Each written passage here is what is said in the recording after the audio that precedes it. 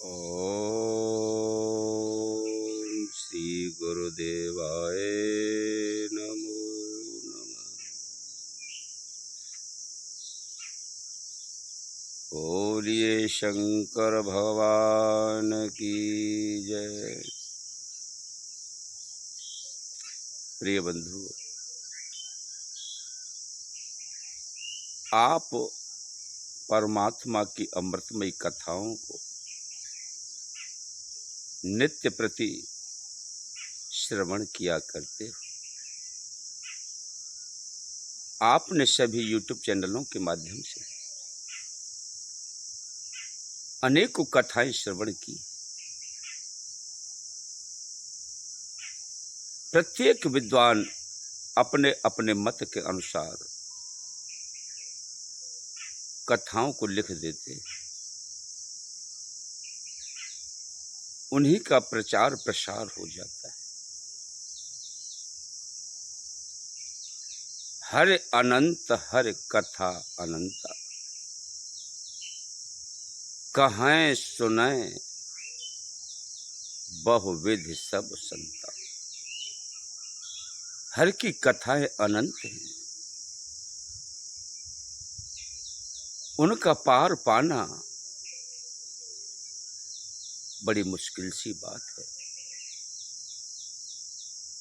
मेरे दीन बंधु दीन अनाथ कण कण में व्याप्त है, रोम रोम में विद्यमान है। सबके कर्मों को देखने वाले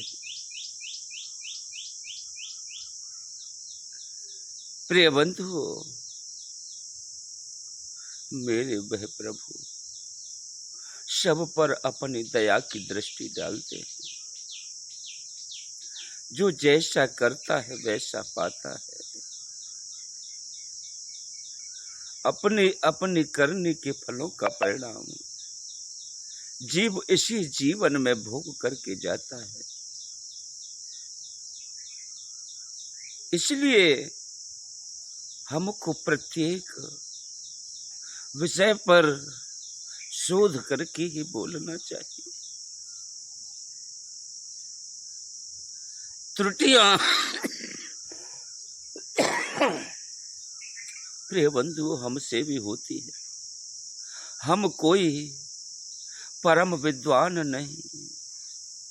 जैसी मेरे प्रभु की इच्छा होती है, माँ सरस्वती कहलवा देती है। हम उसी प्रकार से आपको कथा के माध्यम से श्रवण कराते हैं। बच्चों में बड़ी खामियां भर चुकी हैं आज के जीवन में। बड़ों का अनादर करना, उनकी आज्ञा का पालन न करना, कुमार्ग की ओर अग्रसर हो जाना, निषेध वस्तुओं का सेवन करना, ये सब बुद्धि को हरण करने वाली वस्तुएं हैं। बुरी बुरी संगतों में बैठ करके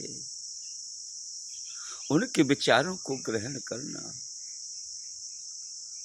अच्छी संगति में अगर आप बैठोगे तो उसका परिणाम बहुत ही सुंदर आएगा। मेरे प्रिय भक्तों,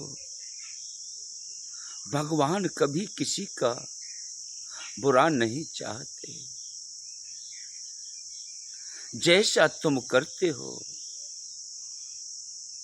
उसका फल उसी प्रकार से आपको पुनः वापस कर देते हैं। आप किसी का माल चुराते हो और अपने घर में उसे इस्तेमाल करते हो। परमात्मा आपको किसी बीमारी के माध्यम से, किसी मुकदमा के माध्यम से, किसी भी माध्यम से उसे निकाल करके उसके पास तक पहुंचा देता है।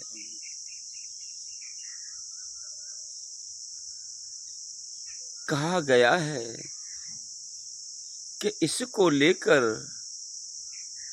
उसको देंगे महादेव जी, क्या घर से देंगे। वो भगवान किसी को कहीं से नहीं देते, वो आपका उठाकर उसको दे देते हैं, उसका उठाकर उसको दे देते हैं। जो अपने कर्तव्यों का पालन भूल जाते हैं, कर्तव्य विमुख हो जाते हैं, उनको ऐसा ही सहन करना पड़ता है। एक बार भगवान शिव अपने हिमालय की चोटी पर ध्यान साधना में मस्त थे। उसी समय माता पार्वती अपनी कुटिया पर स्नान करने के लिए तैयार हुई। उन्होंने अपने शरीर का उबटन किया। उबटन करते समय जो बदन से मैल उतरा,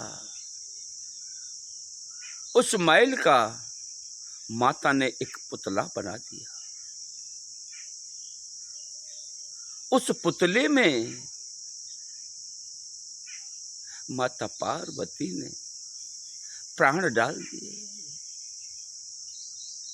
और उस पुतले से कहा कि पुत्र, मैं स्नान के लिए जाती हूं और आप द्वार पर पहरेदार बन करके खड़े रहना, कोई भी अंदर प्रवेश ना करने पाए। ये आपकी ड्यूटी है बेटा, आप अपनी ड्यूटी पर सख्त पहरा देना।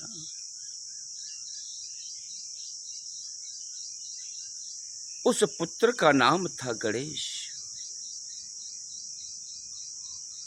गणेश जी ने कहा कि हे मातेश्वरी, आपकी आज्ञा शरोधार है, आप जैसा कहेंगे मैं आपकी आज्ञा का पुनः पालन करूंगा। माता पार्वती स्नान के लिए चली गई और गणेश भगवान पहरे पर पहरेदार बन करके खड़े हो गए। उसी समय भगवान शिव किसी कारणवश माता पार्वती के पास आते हैं और घर में प्रवेश करने लगते हैं। लेकिन प्रिय बंधुओं, इस विषय को भगवान गणेश नहीं जानते। उन्होंने भोलेनाथ को रोक दिया कि आप अभी अंदर नहीं जाएंगे, माता की आज्ञा का पालन कर रहा हूं, आप बाहर ही रहिए। जब तक माता की आज्ञा नहीं होगी तब तक कोई प्रवेश अंदर नहीं कर पाएगा। भगवान शिव को बड़ा अटपटा लगा और कहा कि अरे बच्चे, तू हमारे मार्ग से हट जा, हम अंदर प्रवेश करेंगे। लेकिन माता का आज्ञाकारी पुत्र अपनी जिद पर अड़ जाता है, कहता है कि आप किसी भी कीमत में अंदर नहीं प्रवेश कर सकते। मुझे माता की आज्ञा है कि कोई भी आए मैं अंदर न आने दूं। काफी समय तक उनमें वाद विवाद चलता रहा, दोनों में युद्ध भी हुआ। भगवान भोलेनाथ को गजानन, वह गणपति बलहीन करते थे। आखिरकार शिव को इतना क्रोध जागृत हो गया कि उन्होंने अपने त्रिशूल का प्रहार पुत्र गणेश पर कर दिया और उनके शीश को उतार करके फेंक दिया। प्रिय बंधु, जब शोर शराबा हुआ तो माता पार्वती अंदर से निकल करके आई और बोली, अरे मेरा पुत्र कहाँ है, मेरा पुत्र कहाँ है, मेरा पुत्र गणेश कहाँ है। जब शाम ने दृष्टि पछाड़ करके देखा तो उनका लोथड़ा पड़ा हुआ है, शर है ही नहीं। जब भोलेनाथ ने बताया कि हे पार्वती, यह मेरे द्वारा इसके शरीर का विध्वंस हुआ है, क्योंकि इसने हमारे मार्ग में अवरुद्धता पैदा की, हमारे मार्ग को रोका, हमको अंदर प्रवेश नहीं करने दिया। पार्वती मैया बड़ी करुणा भर करके रोने लगी और कह रही थी, कहे स्वामी, हे जनार्दन, हे नाथ, मेरे पुत्र को पुनः जीवित कर दो, मैं इसके बिना जीवित नहीं रह सकती। लेकिन भोलेनाथ आनाकानी कर रहे हैं। माता पार्वती ने अपने क्रोध में आकर के 9 देवियों का आवाहन किया और उनको आदेश दिया कि जाओ प्रलय मचा दो। अब उन्हें देख करके आकाश मार्ग से देवता दुखी होकर के भोलेनाथ की शरण में आगे निवेदन करने लगे, हे प्रभु, आप इस बात का निवारण कीजिए, अन्यथा सृष्टि धराशायी हो जाएगी, सभी जीव जंतु प्राणी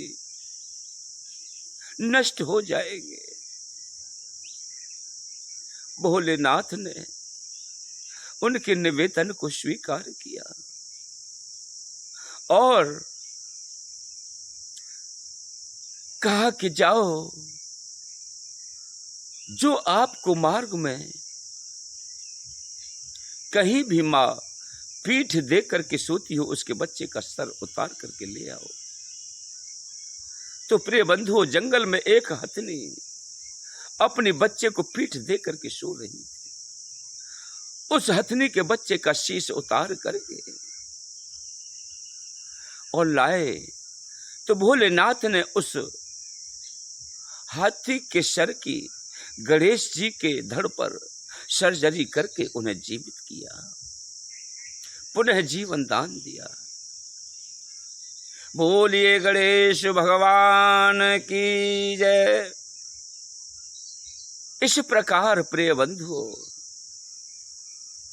भगवान शिव ने गणेश जी को जीवित किया और उन्हें सभी देवताओं ने आकर के सभी शक्तियों का आशीर्वाद प्रदान किया और कहा कि हे पुत्र, आपकी सब कार्य में सबसे पहले पूजा होगी